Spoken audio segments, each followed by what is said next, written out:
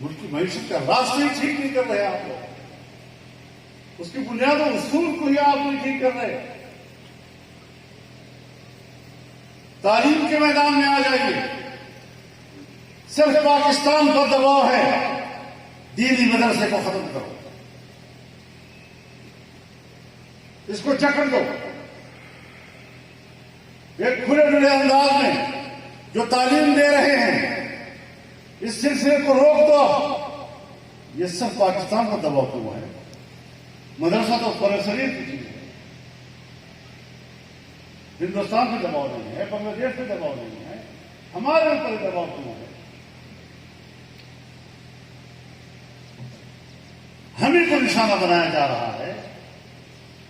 میں IMF سے بھی پوچھنا چاہتا ہوں، میں FATF سے بھی پوچھنا چاہتا ہوں، میں پاکستان کے سرکاری اور ریاستی تعلیمی نظام سے پوچھنا چاہتا ہوں کہ اس وقت بھی تقریباً 3 کروڑ بچے آپ کے اسکولوں سے باہر ہے، تعلیم پہ اس کا کوئی انتظام نہیں.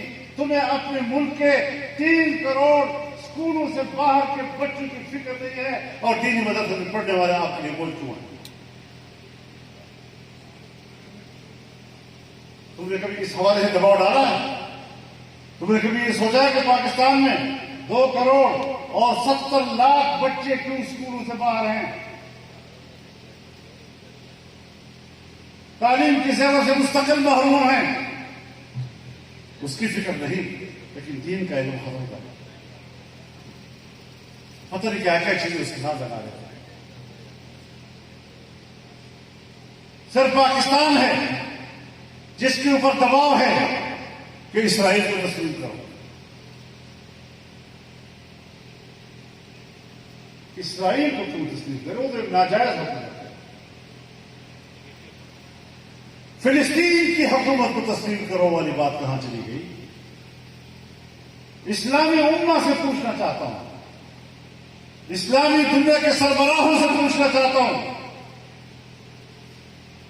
کہ فلسطین کے حق میں آپ کا موقف کہاں دفن ہو گیا ہے؟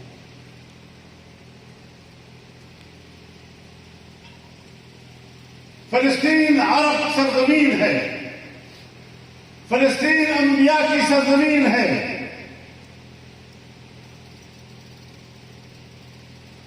بیت المقدس ہمارا ہے، بنی اسرائیل کا نہیں. بنی اسرائیل نے تو اللہ سے کیے ہوئے معاہدے کو توڑ دیا تھا، اور پھر اس کی سزا میں 40 سال تک وادی تیہ میں بھٹکتے رہے. اگر ان پر حق ان کا ہو تو عمر فاروق کو کیا پڑی تھی کہ اس کو فتح کرنے کے لیے آگے بڑھے؟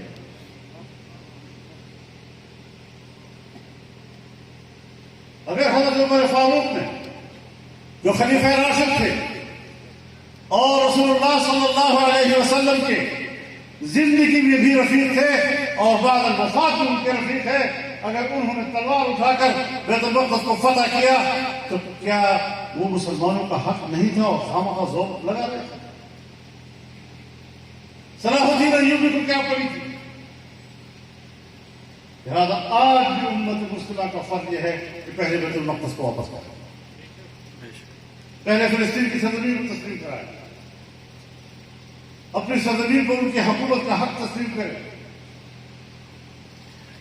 بات اصول کی، لیکن پاکستان پر دباؤ.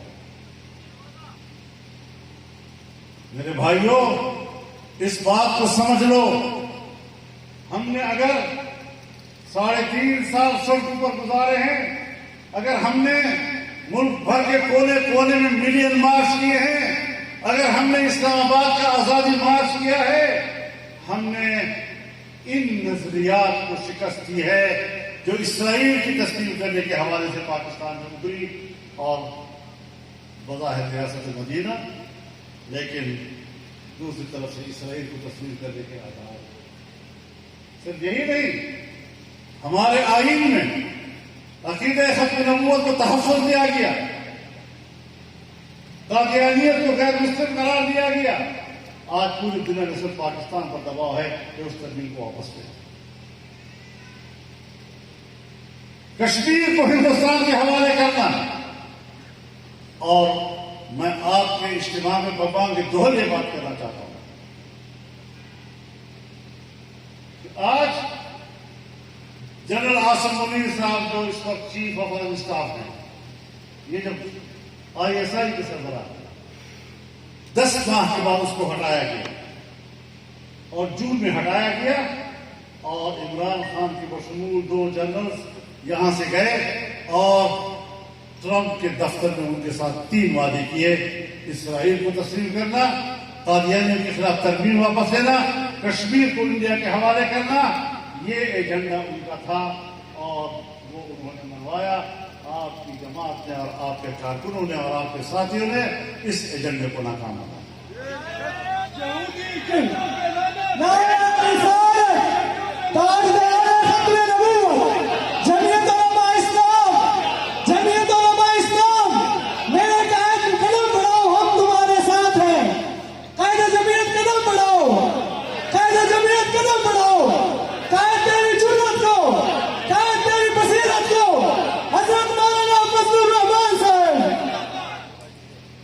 ہم نے نظریاتی جنگ لڑی ہے اور پھر یہ ایجنڈا ملک کو مسلط کرنے کے لیے 2018 کے الیکشن میں دھاندلی کرا کر ملک کو مسلط کیا.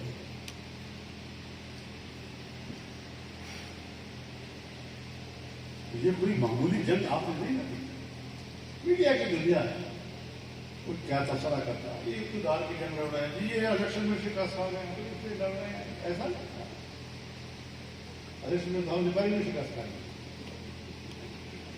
دھاندلی تو پہلے بھی ہوئی ہے، لیکن جب تک اس قسم کا نظریاتی ایجنڈا سامنے نہیں آیا تھا، ہمارا یہ رد عمل کبھی سامنے نہیں آیا. ورنہ ہم پہلے بھی جوان تھے، ہم آج بھی جوان.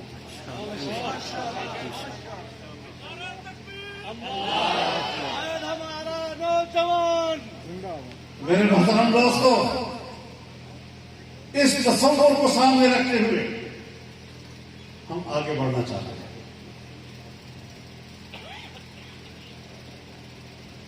آزادی کے نام پر غلامی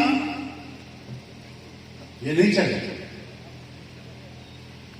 نعرے آزادی کے لگاؤ اور ملک کو گروی کر دو IMF کے، امریکہ کے، اس کے دفتر میں جا کر ان کے ساتھ انگوٹھے لگاؤ اور تمہارے لوگ کہتے ہیں کہ ہم نے اپنے ملک کو بیچ دیا ہے، ہم نے تو دستخط کر کے ملک کو دے دیا. نعرے تکبیر! امریکہ کا جو یار ہے، امریکہ کا جو یار ہے، امریکہ کا جو یار ہے. تو ہمیں اس دنیا میں، پاکستان میں جمعیت علماء کو امتیاز حاصل ہے کہ برصغیر کی تاریخ میں اتنی سیاسی طویل تاریخ کسی کی نہیں جو تاریخ جمعیت علماء کی. ہم بہت کچھ جانتے ہیں، ہم بلا وجہ میدان میں نہیں لڑتے.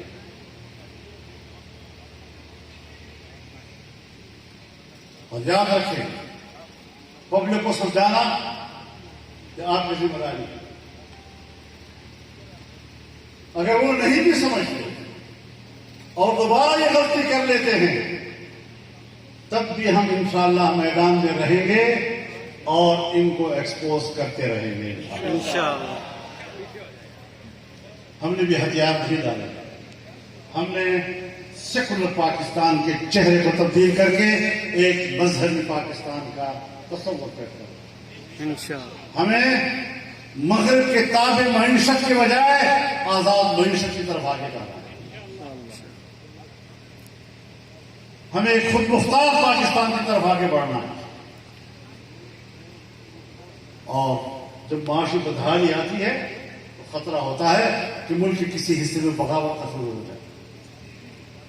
آپ نے دیکھا، ہم نے 3.5 سال تک پاکستان کی تمام جماعتوں کو، چاہے وہ صوبوں سے تھے، قوم پرست تھے، قومی سطح کی جماعتیں تھی، ایک پلیٹ فارم پر اس لیے رکھا کہ اس وقت کو دیکھ کر عوام کو کچھ امید دی جا سکے.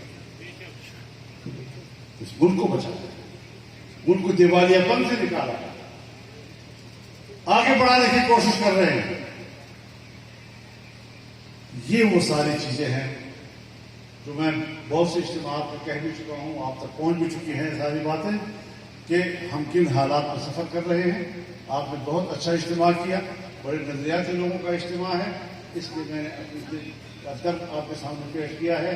اس کو آگے بڑھائیں اور ایک تحریک بن جائیں اور چھا جائیں اور لوگوں کو اعتماد دلائیں کہ آپ کا حل اسی راستے میں ہے، کسی اور دوسرے راستے میں نہیں. نعرے تکبیر، آج تک ختم نبوت. مولانا صاحب قدم بڑھاؤ، مولانا صاحب قدم بڑھاؤ. نعرے تکبیر. ہم نے ہر شعبہ زندگی سے وابستہ لوگوں کو نمائندگی دی. ہم نے پاکستان میں ڈالا. ہمارا منشور کہتا ہے، منشور کا کیا معنی؟ یعنی جب میری حکومت ہوگی تو میں اس خطوط پہ کام کروں گا. تو پھر ظاہر ہے کہ قوم کو سامنے رکھنا ہوگا. پھر قواریت نہیں کرنی ہوگی، پھر مذہبی لڑائیاں نہیں لڑنے ہوں گی، پھر اقلیتوں کے ساتھ آپ نے دشمنی نہیں کرنی ہوگی. ان کو گلے ملنا ہوگا، ان سے محبت کرنی ہوگی، ان کو حقوق اور ان کی زندگی کے تحفظ کا یقین دلانا ہوگا. جمعیت علماء اگرچہ بظاہر تو وہ کہتے ہیں یہ مولوی صاحبان کی جماعت ہے، لیکن یہ پاکستان کے نظریاتی لوگوں کی جماعت ہے، عوام کی جماعت ہے، عوام کی قوت ہے. اور انشاءاللہ اسی قوت کو آگے لے کر دین اسلام کی روشنی میں ہم ان کو اپنی منزل دکھائیں گے اور ان کو اپنا ہدف اور مرام حاصل کر کے دیں گے. اللہ تعالیٰ اپنی مدد سے سرفراز فرمائے اور وہ ہمارا حامل ناصر ہو. وآخر دعوانا الحمد للہ رب العالمین.